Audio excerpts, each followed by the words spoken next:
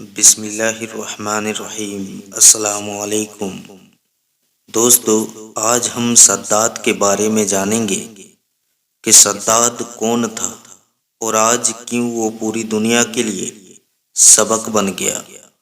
دوستو، سداد اور اس کی جنت کا واقعہ ہے۔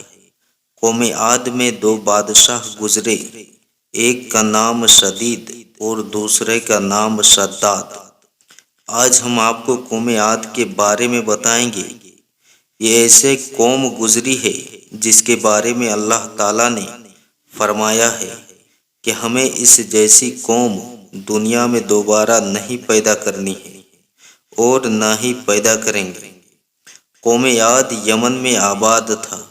تاریخ بیان کرنے والے اکثر علماء حضرت ہود علیہ السلام کے بعد سداد کا بیان کیا کرتے ہیں۔ ان کی موجودگی میں یہ واقعہ بیان کیا گیا ہے تاکہ ایمان والے اسے سن کر سبق حاصل کر سکیں اور خدا کی قدرتوں کا نظارہ دیکھنے کے لیے لوگوں کو نصیحت ہو۔ قوم عاد میں شدید اور سداد دو بھائی تھے۔ یہ دولت والے اور عزت والے تھے اور بادشاہ تھے۔ ملک شام میں ان کا مقابلہ تھا۔ دن رات حکومت ہی کرنا ان کا کام تھا۔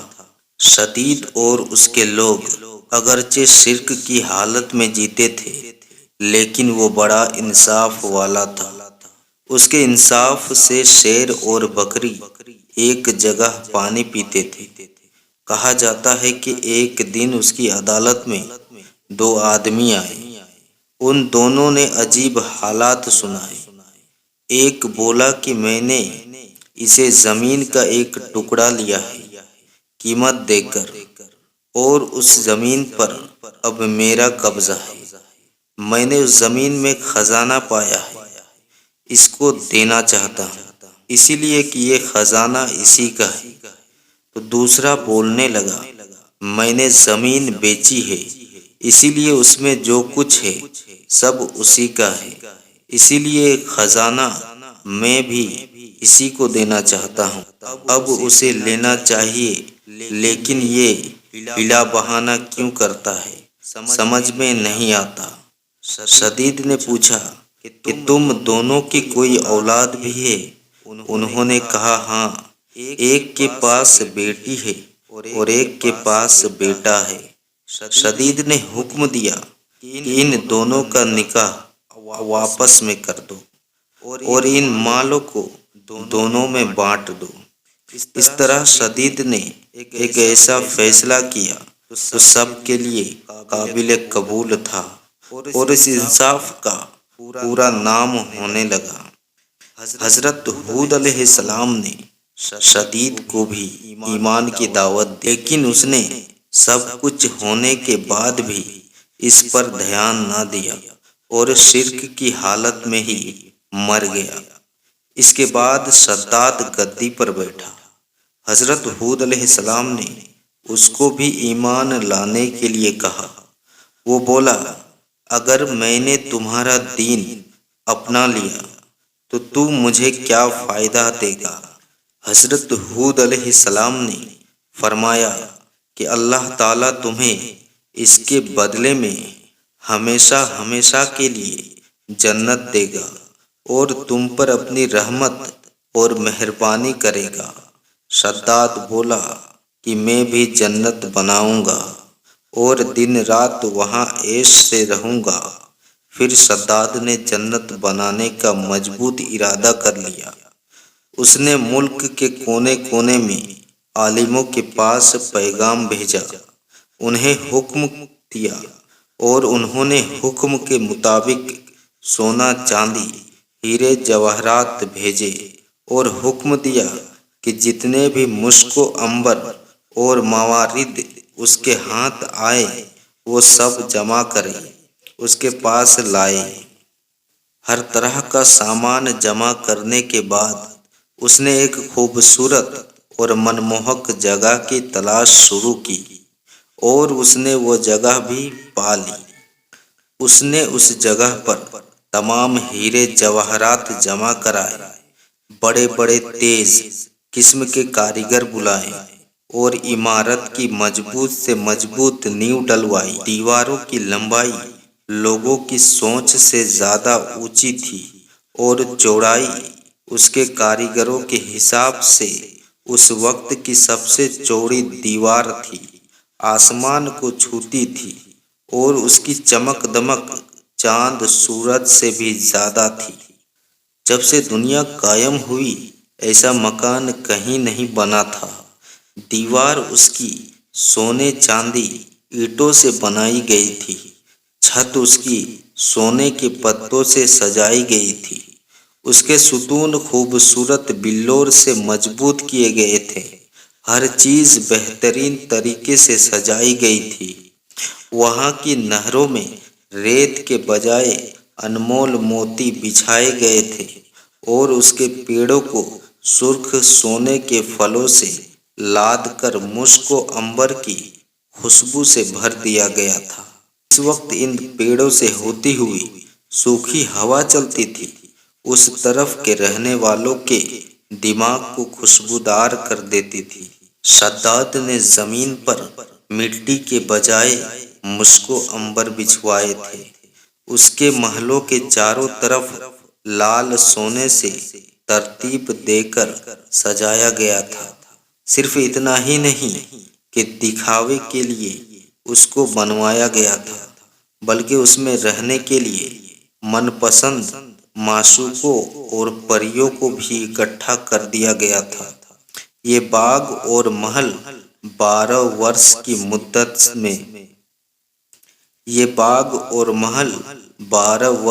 مدت میں مکمل ہوا۔ ان میں پوری دنیا کے جواہرات لگا دیے گئے تھے۔ جب یہ بن کر پورا ہو گیا تو شداد کو خبر دی گئی، اس کی جنت تیار ہے۔ شداد خوشی سے جھوم اٹھا۔ شداد کی خوشی کا ٹھکانہ نہ تھا۔ ایک بڑی فوج لے کر اس محل اور جنت کو دیکھنے کے لیے چلا۔ وہ اپنی جنت کو دیکھنے کے لیے جا ہی رہا تھا کہ اس نے راستے میں ایک ہرن کو دیکھا۔ اس کے پاؤں چاندی کے ہیں، سینگ سونے کے ہیں اور آنکھیں یاقوت کی ہیں۔ شداد اس ہرن کو دیکھ کر حیران رہ گیا، جی للچا اٹھا۔ اس نے سوچا اسے کسی طرح بھی حاصل کروں گا۔ اس نے بنا کچھ سوچے سمجھے اس ہرن کے پیچھے گھوڑا دوڑا دیا۔ ہرن بھاگا اور شداد نے اپنا گھوڑا اس کے پیچھے پیچھے دوڑا دیا۔ یہ دوڑ بہت دور تک چلی، یہاں تک کہ شداد کی فوج بہت پیچھے رہ گئی۔ پھر اسے ایک ڈراؤنے قسم کا گھوڑا سوار ملا۔ اس نے شداد سے کہا، اسے بنانے سے تجھے سکون مل جائے گا۔ شداد اس گھوڑ سوار کی یہ الفاظ سن کر کانپ گیا۔ پوچھا، تم کون ہو؟ وہ گھوڑ سوار بولا، میں موت کا فرشتہ ہوں۔ شداد نے بڑی نرمی اور بے چینی سے کہا کہ مجھے اپنی جنت کو 1 منٹ کے لیے دیکھنے کی مہلت دے دو، پھر تم میری جان نکال لینا۔ موت کے فرشتے نے بولا، یہ حکم دنیا کے پیدا کرنے والے کا ہے۔ اس کے حکم کے بعد مجھے اختیار نہیں ہے کہ میں تمہیں 1 منٹ کا بھی ٹائم دوں، 1 منٹ کی بھی مہلت دے سکوں۔ پھر اسی وقت موت کے فرشتے نے اس کی روح کو قبض کر لی اور اس کا جسم روح سے خالی ہو گیا۔ شداد کے مرنے کے بعد وہ عالی شان عمارت اور خوبصورت باغ لوگوں کی نظروں سے غائب ہو گیا۔ یہ تھی شداد اور اس کی جنت کا واقعہ، جسے اس نے اپنے گھمنڈ سے یہ تھی شداد اور اس کی جنت کا واقعہ، جسے اس نے اپنے گھمنڈ میں بنوا تو لیا، لیکن اللہ کی قدرت کو کچھ اور ہی منظور تھا۔ اللہ نے اسے رہتی دنیا کے لیے سبق بنا دیا کہ دولت شہرت پر گھمنڈ کرنے کچھ حاصل نہیں ہوگا،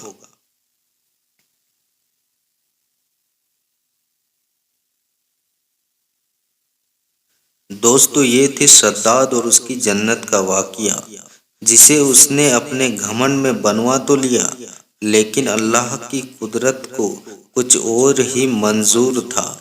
اللہ نے اسے رہتی دنیا کے لیے سبق بنا دیا کہ دولت شہرت پر گھمنڈ کرنے کا کچھ حاصل نہیں ہونے والا ہے۔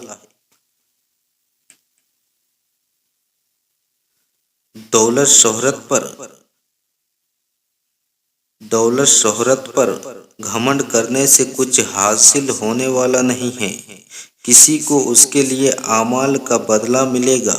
شداد کو بھی اللہ نے بے شمار دولت اور طاقت عطا کی، لیکن وہ خود کو خدا کے برابر سمجھنے لگا اور آج پوری دنیا کے لیے نصیحت بن گیا۔ کبھی بھی دولت پر گھمنڈ نہیں کرنا چاہیے۔ تو دوستو، آج کی یہ ویڈیو آپ کو کیسی لگی؟